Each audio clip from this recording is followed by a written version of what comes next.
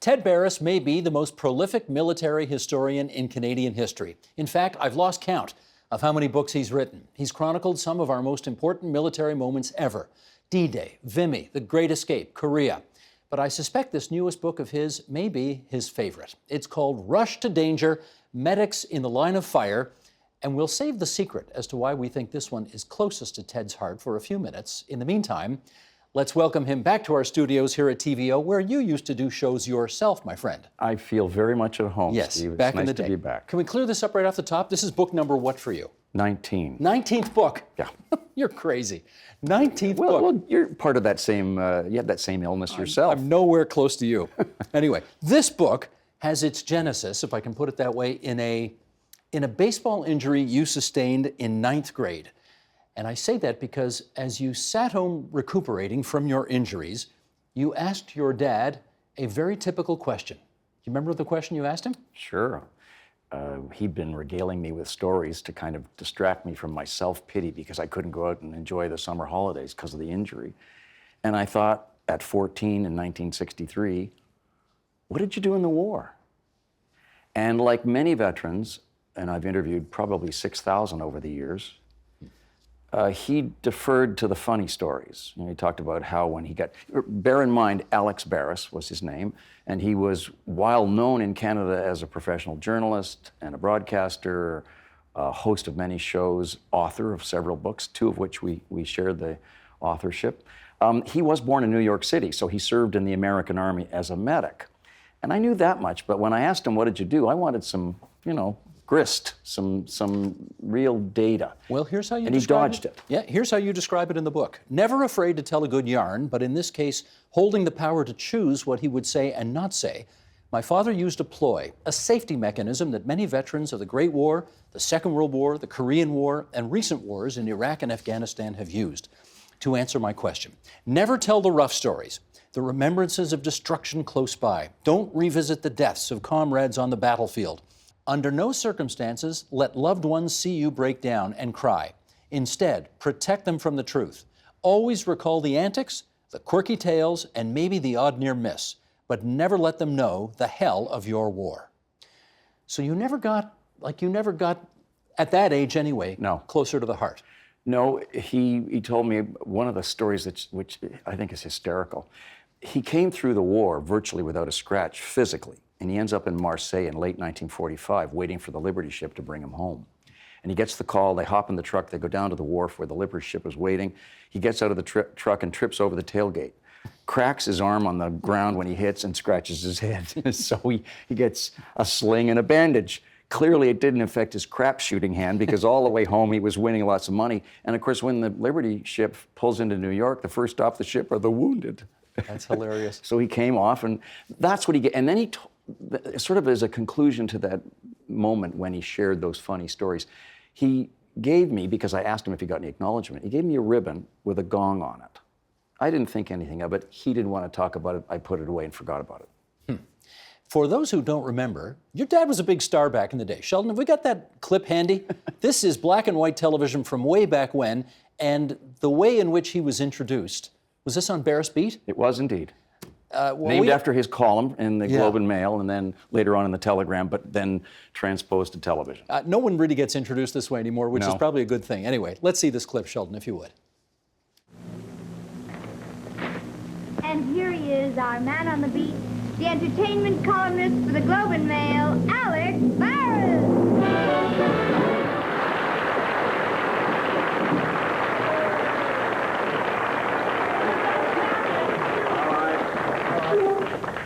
You're getting vertical lines in your set. Don't adjust it. It's my new jacket. Live audience. Yeah. First, the only guy who convinced the CBC in those years that a late-night talk show, of all things in show business, might be appropriate. The only other person doing it in those years, some of our viewers will remember Steve Allen. Great pianist and talker. First ever host of The Tonight Show. That's right. Well, his idea, Dad stole it and put it in the nighttime, and the rest is history. There we go. Now, that's Alex Barris. But I want to know who Alexandros Barbaritis was. Same guy. Only in New York, that was the Greek name. That was the family name. And he was a crooner. He was an usher at Lowe's Uptown. He loved the movies. And his mom gave him some of the money back that he earned as an usher to go to see the movies. So Dad became so cultured in movies and jazz. I mean, that was his life. I remember when I was growing up in Agincourt, the east end of the city of Toronto, we had a rec room that was papered with dust jackets from all the albums that Dad had collected from jazz musicians and gotten their autographs. You know, Ella Fitzgerald's signature was on our rec room wall. Louis Armstrong, Stan Getz, and on and on and on. They were all there in that basement. Under what circumstances did he decide that as World War II broke out, he wanted to be a medic? He didn't decide. It was decided for him. Remember, he's in New York as a New Yorker. He signs all the papers for the draft, waits for an answer, which doesn't come. Honest Al goes down to find out why he hasn't been called. You know how sometimes in the old days with all those file folders in your filing cabinet, you'd get crammed too full? One of the files, in this case, got stuck up underneath. That was his file. They lost it. His sister was so angry with him. Why did you go? You could have sat out the war. But Honest Al went down to find out, and it turns out they needed medics. He wasn't particularly keen to bear arms, not a conscientious objector. But when they said medics, that seemed appropriate. But he had that much medical experience, none. The only thing even close was he handled a sewing machine because his mother was a seamstress in New York, sewing fur pelts together. And because he did some of the sort of spin-off work, he wrote in sewing machine operator, and I guess the Army figured if you can sew the lining of a coat, you can probably suture a patient. Off he went to Kansas to learn to be a medic. And eventually overseas. How and when did he get overseas? Early 1944, he lands in England after traveling the Atlantic in the Queen Elizabeth. And then he's shipped into France 3 months exactly after D-Day, September the 6th, 1944. And he gets sent to Western France to hem in 2 German armies which are protecting sub-pens at Saint-Nazaire and Lorient. And then he goes to Paris by accident in mid-December, goes out in the town with his buddies, comes back to a billet. They're going crazy. What's going on? The Germans have broken out in the Ardennes to push back against the invasion force, which is now well into Belgium and so on towards Germany. And Dad's unit, the 94th Infantry Division and his 319th Medical Battalion, lifted, thrown into the middle of the Battle of the Bulge. Hold off on that. We're going to come back to that. Did he have a face-to-face encounter with George Patton? He did, once. General George Patton. And not George C. Scott, but George Patton. But the scene is the same. Remember the opening scene from the movie where he's standing on the platform, George C. Scott, and delivering this pasting of all these guys for not living up to the American expectation. That's what happened when he went to a small natural bowl around a little place called Velkring in France. And the NCOs, he was a sergeant, and all the officers from the 94th were brought to this location, and in rolled Patton with his pistols and the Jeep and all the rest of it, a couple of spotter planes flying overhead to make sure he was safe. And he got up on this stage and he berated these guys for being the worst infantry division in the U.S. Army, a shame on the American infantry legacy because they had the highest number of non-combat casualties. If he'd looked a little further and talked to my dad, he'd have found out why. They went into the Battle of the Bulge in the coldest winter of the war with no winter clothing, no winter boots. My dad, who learns on the job to be a medic, had to deal with frostbite initially. As a New Yorker, he had no idea what frostbite was. So he learned on the job in the middle of the Battle of the Bulge. Sheldon, we've got some pictures of Alex Barris. Let's bring up one of those pictures, and Ted can tell us a little bit about this guy. I don't think he's wearing the Eisenhower jacket in here, but he did have, how old is he there, do you think? He would have been about 22. In uniform, but not with the Eisenhower jacket, which he did love to wear. What is that? It's a very trim coat. It's close to that, and that might be it, I'm not sure. It's very tight-fitting. It shows off the musculature. It was great for formal occasions, and my dad, I'm sure, liked it because it was a nice-fitting jacket. I just thought it was very sporty for him to have kept it. When I did the investigation as to what it was like in the Battle of the Bulge, I realized that it was much more practical than it was formal. He probably had it under his greatcoat to keep him from freezing to death. Where is it now? I don't know. It's gone. Really? Yeah. How did it disappear? It was so important to him. It was one of those things that Dad kept. He didn't keep an awful lot from the war. He kept maybe some letters that he'd exchanged with my mom. They had written during the war, just as friends. And I got a couple of, in that last shot, there might have been some clip-on 94th Infantry brass buttons. That's about it. But the jacket disappeared. A citation emerged later, but we can talk about that in a minute. Let's hold off. We are going to come back to your dad's story, but we want to remind everybody, this book really is about the role medics play in wars. And I'm not talking today. You go back 200 years. You go back more than 200 years. Let's move to the American Civil War. If you were a medic in the 1860s, in the American Civil War, overwhelmingly, what kind of stuff were you doing? Well, you might have been a quack. You might have been a fraud, simply hired to come in and hack limbs off and to be, simply window dressing to the idea of dealing with the wounded. Until 1862, when a man named Jonathan Letterman emerged in the Army of the Potomac, again, during the Civil War, and he said, we have to turn this upside down. We have to recognize that wounded people need more attention than just being tossed in a wagon and hacked apart by quacks. I think that the ratio of actual doctors in the Union Army to the number of medical people was about 10 to 1. I mean, it was, for every one real doctor, there were 9 or 10 frauds.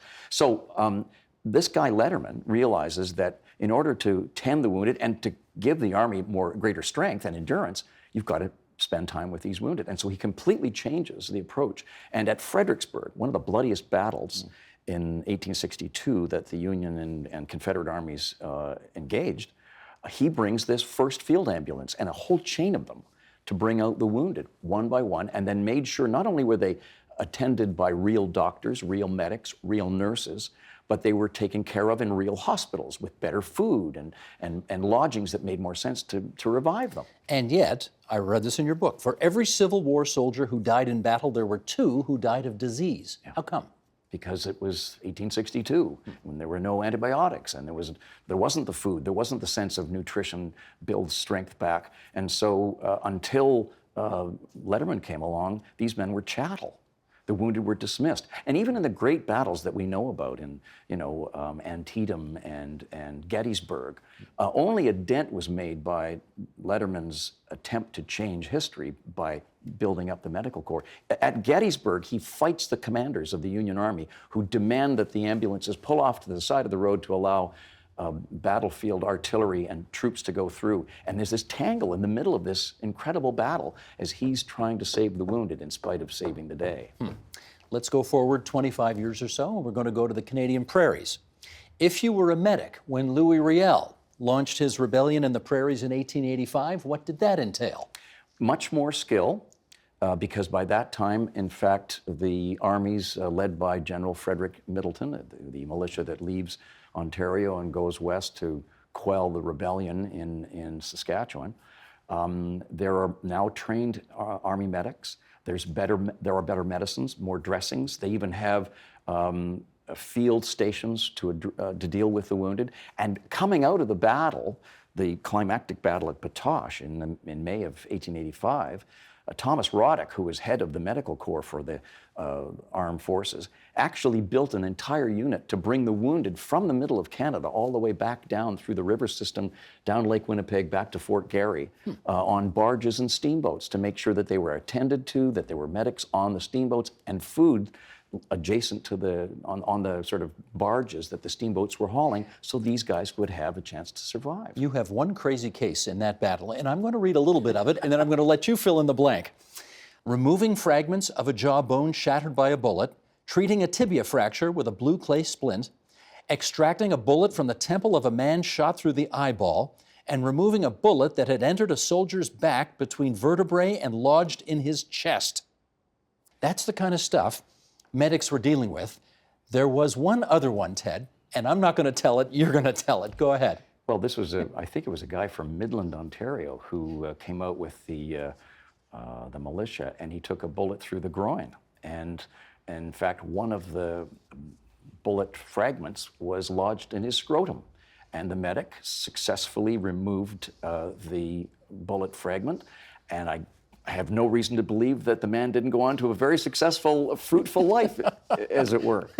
Moving right along, here we go.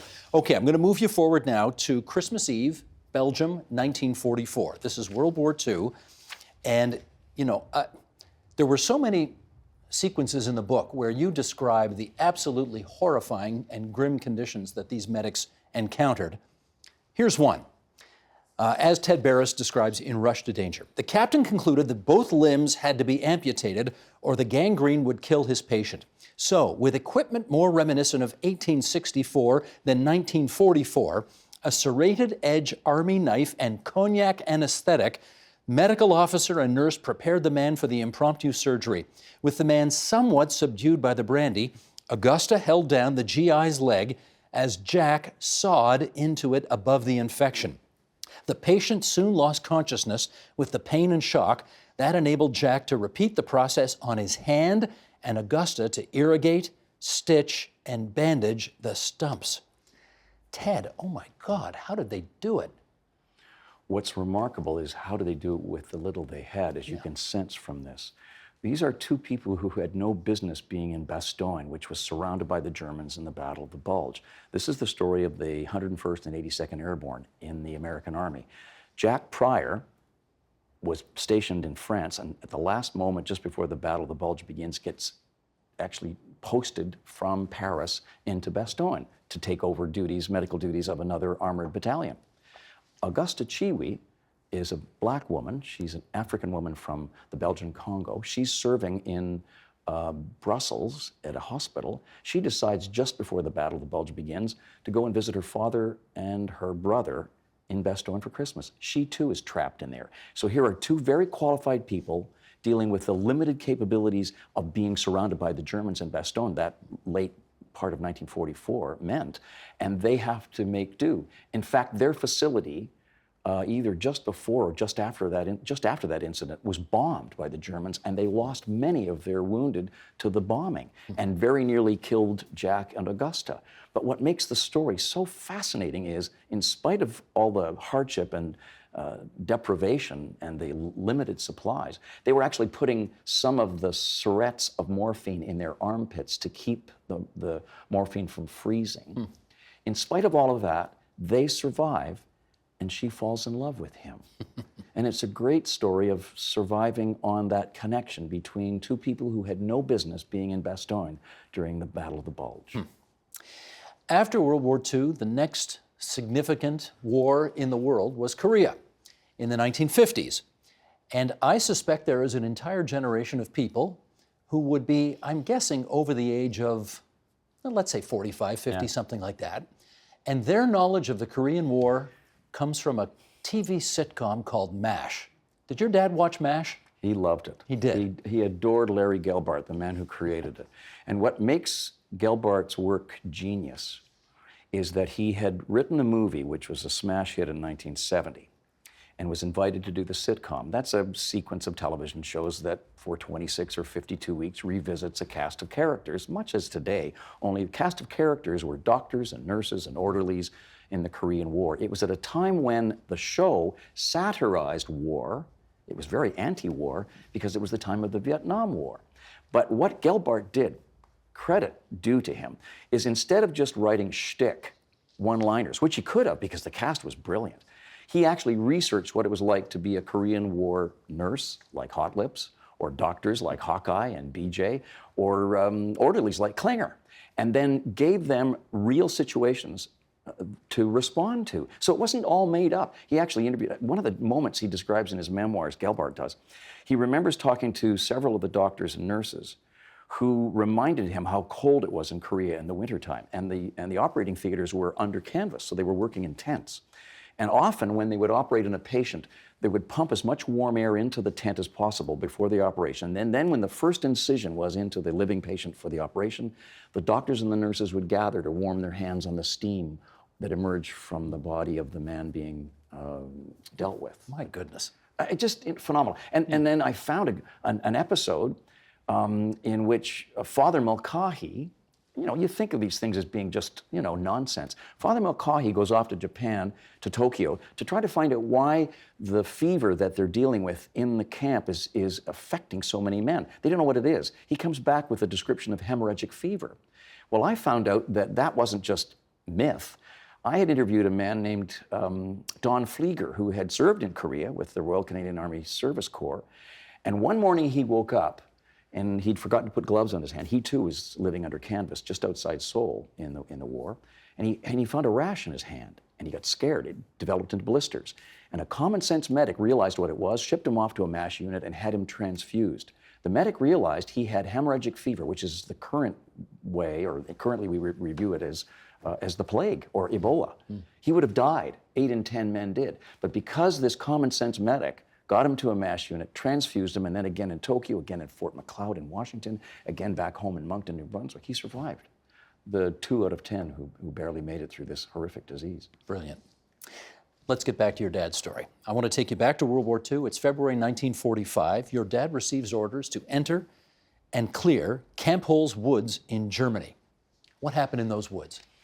First, you have to understand that the Germans had the worst trap waiting for any offending armies entering the territory. They had been relinquishing for 2 years since the invasion, or earlier that year, all of France, all of Belgium, back into Germany. But back in Germany, they had the old Siegfried Line and every manner of explosive and trap, booby traps, anti-tank ditches, things called dragon's teeth, big, huge concrete blocks that would prevent vehicles from going through, and mines laid beneath the snow.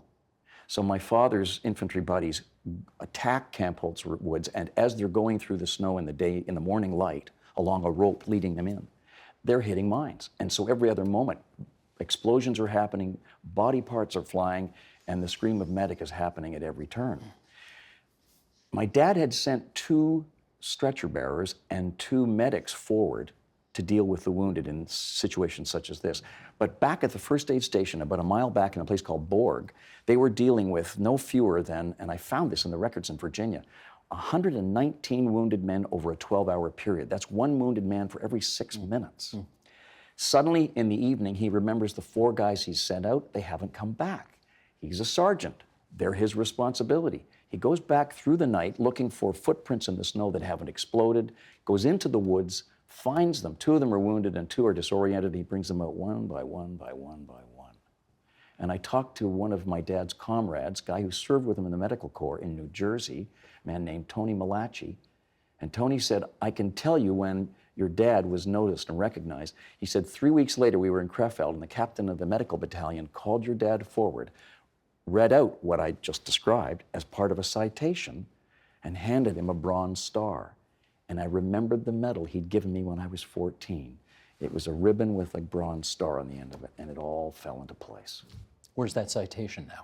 It's safely in a file, and I've reproduced it and backed it up. It's a family record now, but it's featured prominently in the photo sections of the book. Something that, I don't know that my dad would be proud of it, because he wasn't that kind of, attention-seeking person. He was in television, as you saw, but not in terms of what he did in the war. I think, like so many veterans, he would have just as soon left it all behind. But because he was spotted, recognized for doing what was right, he got the citation and then tucked it away, and I found it years later. Did he ever tell you personally that story of what he did? He did not. I had to find it out myself. I went to St. Louis to get the records, which were almost destroyed in a fire. When the photocopies came back of my dad's records, I noticed they were all singed around the edges. It had nearly burned. I found Tony Malachi in New Jersey. I found this file of the battalion records in Georgia, so that I could tell you that he was dealing with 119 guys in 12 hours. All that stuff emerged later, and then I pieced it all together. He had written a couple of things in a few memoirs, because Dad wrote incessantly. He too wrote books, about 10 of them, and hundreds of scripts. So I found fragments here. It was really a sleuthing job, which I hadn't really planned on, but I began in 2004, and it culminates in this. I wonder what the accurate adjective is, though, to describe how you regard all of this. I wonder, are you disappointed your dad never told you? Are you upset that your dad never told you? Are you understanding? No. Are you, what's the word I'm looking for? I'm satisfied that I got there, that I found the details, that I found the sources, living and otherwise. I'm satisfied that I've told a part of Dad's story that, like so many veterans, he didn't want to. But I think he would probably sit back and take a last drag on his cigarette, the way he did on television and in his columns and stuff. And he would say, job well done, Ted. It was worth doing, and I thank you. I want to ask you about 2017. You went back to Germany. You went back to the place where he was. You retraced his steps. Why was it important for you to do that? Well, Steve, you know that through all these books, and you do it yourself, you want to get as close to the source as possible, as close to the action, the context as possible. So I heard about this trip of the 94th Infantry Division, a historical group, and the 319th Battalion, the medical group, going back to Belgium and Germany, retracing the steps of the Battle of the Bulge and their role in it. And I was teaching at Centennial College at the time. I was about to begin a new semester with a group of sunshiny-faced journalists ready to take on the world, and I was ready to teach them.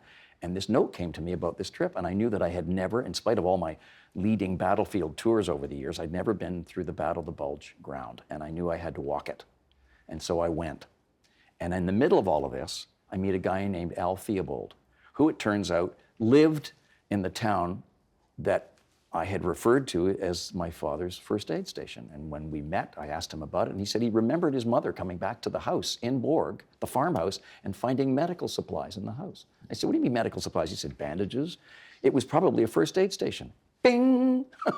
And I realized this is where my dad had brought those 4 guys in Borg, this first aid station, to this man's farmhouse. And he got goosebumps and I got goosebumps. We read the citation. He took me back to the forest. He took me to the place where he'd grown up and that had formerly been my dad's first aid station. And I fell down in a heap on the ground. I was so overwhelmed. You paint the picture so beautifully in the book. You take out your cell phone, you start recording. You walked here, Dad. You crossed this very ground. Your father's been dead for 13 years, but you are, I guess, talking to him. And then you asked, as you would, the best question ever into your phone. Do you remember the question you asked? I think I probably said, how the hell did you do this? That is exactly right. Dad, how the hell did you do this? Now, nearly 400 pages later, do you have a better sense of how the hell your father did that? I think he recognized the need to respond to the duty of a sergeant to his platoon. And then once he got through all of that stuff, the red tape, I think he realized, probably because of the influence of his mother, my grandmother, he knew it was the right thing to do. He had no choice but to go and look and find these guys and do his best to get them out. And as I've said in so many, I've been talking all fall about this book. I've done 90 talks. And people respond to all these stories, but they also ask, what is it about your dad that he did that? And I think it's simply that he realized it was the right thing to do, and it was the time and the place to try, and he was there to do that. And that's where he learned to become a medic, not back in training, not through all of the earlier parts of his wartime career. It was right there in that moment he became a medic. They didn't call him the greatest generation for nothing, right? No. Well, you know what? You remind us at the end of the book that your dad's stories and the stories of other medics really deserve to be remembered. And you have done a great job making sure that we will. So congratulations. Steve, as always, a pleasure to see you again, and thanks for bringing me on. Book's called Rush to Danger, Medics in the Line of Fire, and it's brought Ted Barris back to TVO. Thanks a lot, Ted. Pleasure. The Agenda with Steve Paikin is brought to you by the Chartered Professional Accountants of Ontario. CPA Ontario is a regulator, an educator, a thought leader, and an advocate. We protect the public. We advance our profession. We guide our CPAs. We are CPA Ontario. And by viewers like you. Thank you.